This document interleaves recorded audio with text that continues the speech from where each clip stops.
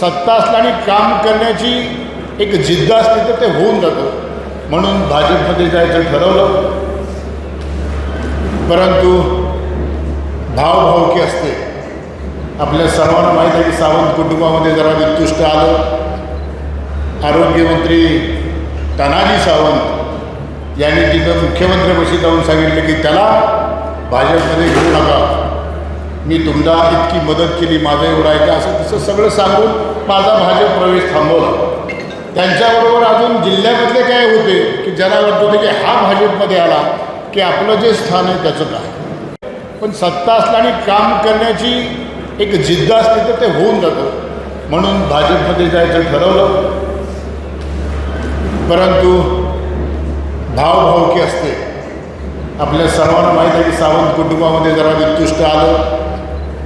आरोग्यमंत्री तानाजी सावंत यांनी तिथं मुख्यमंत्र्यापाशी जाऊन सांगितलं की त्याला भाजपमध्ये घेऊ नका, मी तुमचा इतकी मदत केली, माझं एवढं आहे का, असं तसं सगळं सांगून माझा भाजप प्रवेश थांबवला.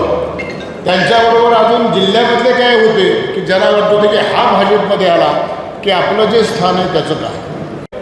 पण सत्ता असल्याने काम करण्याची एक जिद्द असते तर ते होऊन जातं. म्हणून भाजपमध्ये जायचं ठरवलं. परंतु भावभावकी असते.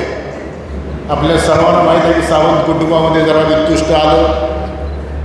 आरोग्यमंत्री तानाजी सावंत यांनी तिथं मुख्यमंत्र्यापाशी जाऊन सांगितलं की त्याला भाजपमध्ये घेऊ नका, मी तुमचा इतकी मदत केली, माझं एवढं आहे का, असं तसं सगळं सांगून माझा भाजप प्रवेश थांबवला.